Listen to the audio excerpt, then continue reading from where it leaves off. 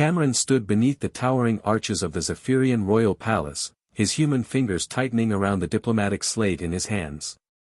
The vast chamber glowed with living crystal, its walls alive with flowing patterns of blue and violet bioluminescence that shimmered like slow-moving stars. Hundreds of alien dignitaries filled the hall, their forms as varied as the galaxies they represented. Cameron felt painfully aware of how small and fragile he looked among them. He was the youngest human envoy ever dispatched to Zephyria, and the responsibility weighed heavily on him. Earth had entrusted him with its first formal alliance beyond humanity's borders. The palace guards, massive beings clad in iridescent exoskeletal armor, stood in perfect formation along the path to the throne. Their multi-limbed silhouettes and compound eyes followed Cameron's every step, calculating, observing, judging. 6 months of preparation echoed in his thoughts. He had memorized every known protocol, every nuance of Zephyrian etiquette. 73 formal greetings. Exact bow durations. Proper eye contact intervals. He had rehearsed for this moment until his dreams were filled with alien courts and endless ceremonial halls. At the far end of the chamber sat Queen Zerona upon a throne that appeared grown rather than built, its crystalline structure seamlessly rising from the palace floor. Her elongated figure was wrapped in robes that shifted color like liquid light. Though vaguely humanoid, her beauty was undeniably alien, luminescent skin, elegant features, and eyes that seemed to hold entire constellations within them. Cameron performed the prescribed bow, holding the position for exactly 7 heartbeats.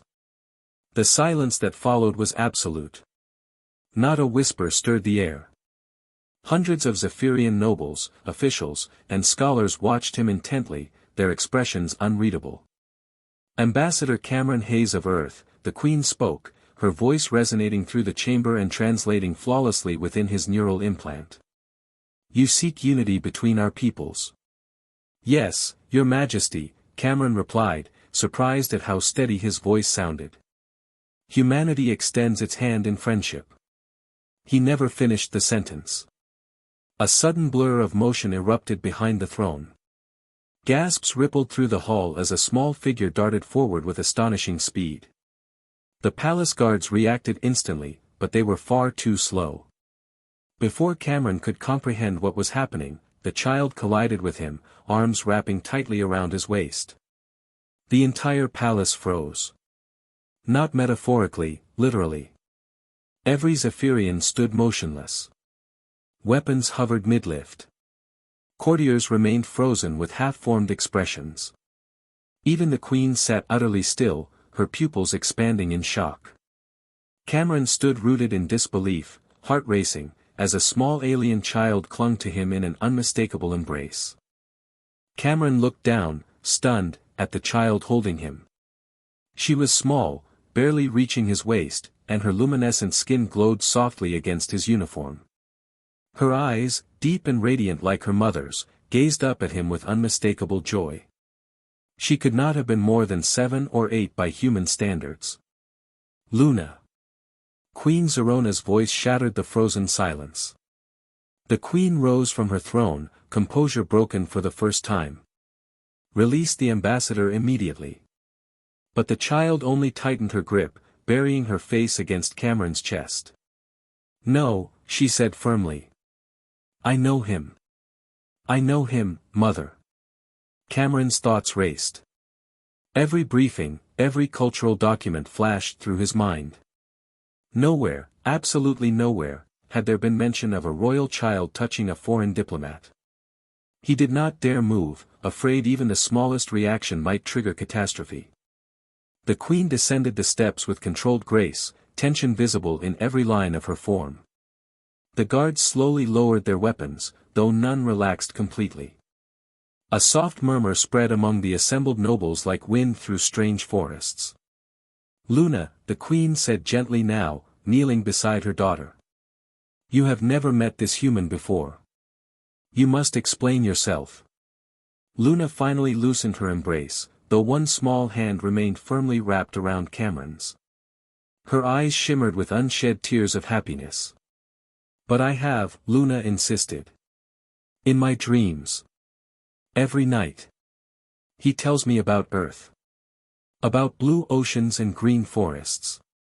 He tells stories about rain and shows me animals called dogs. Cameron felt the blood drain from his face. He looked from Luna to the Queen and back again. His voice came out barely above a whisper. Your Majesty. I've been having dreams too. The hall fell silent once more, but this time the air felt charged, expectant. Explain, the Queen commanded, though the edge in her voice had softened. For 3 months, Cameron said, swallowing hard, ever since I was chosen for this mission, I've dreamed of a little girl. She asks questions about Earth. I thought it was stress. My mind coping with responsibility. He hesitated, then looked down at Luna.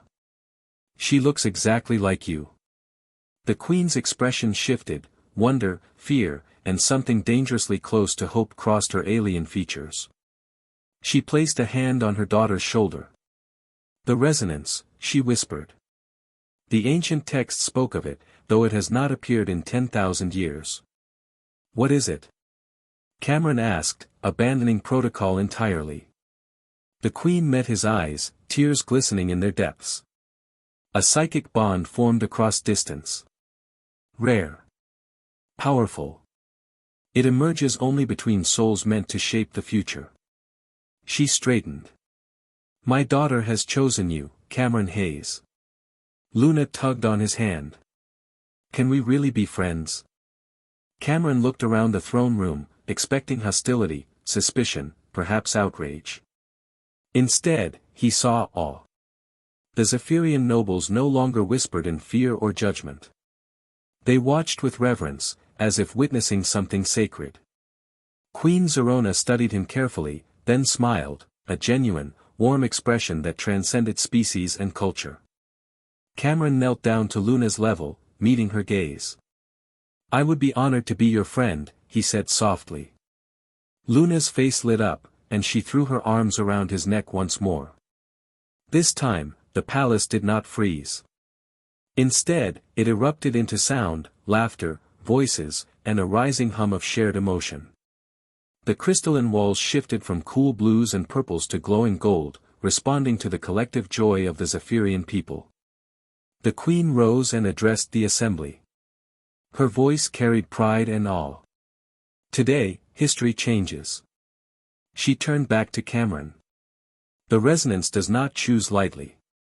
It binds those who will alter the course of civilizations. Through my daughter, our people have seen your heart. Cameron stood slowly, Luna's hand still in his. The weight he had carried into the palace felt different now, lighter, transformed. Earth did not come seeking dominance, he said. Only understanding. And Zephyria offers it, the Queen replied. The guards relaxed fully for the first time. Nobles stepped forward, offering gestures of respect. What had begun as a formal negotiation had become something far more profound.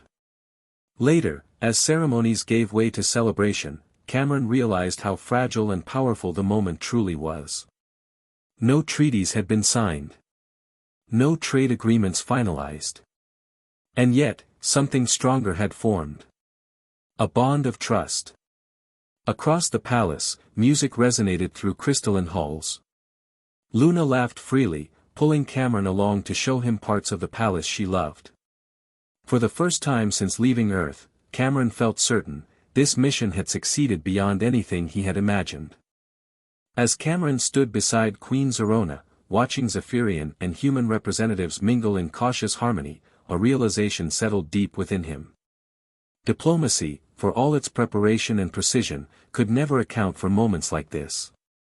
The alliance between Earth and Zephyria was sealed not by careful speeches or exhaustive negotiations, but by a child's instinctive trust.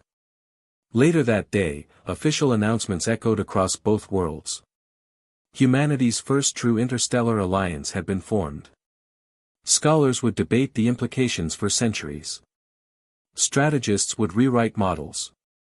Politicians would claim credit. But Cameron would always remember the truth. It began with a hug. In the days that followed, joint cultural exchanges were planned. Scientific collaborations proposed. Trade routes discussed. Humanity and Zephyria stepped into a shared future, guided by something older and deeper than politics. Luna walked beside Cameron as equals, proud and fearless. And in her laughter, Cameron heard the sound of galaxies opening their doors. Sometimes, the universe reminded its civilizations that connection, not conquest, was the most powerful force of all. And that was how two worlds became family. Milky Way sparkles.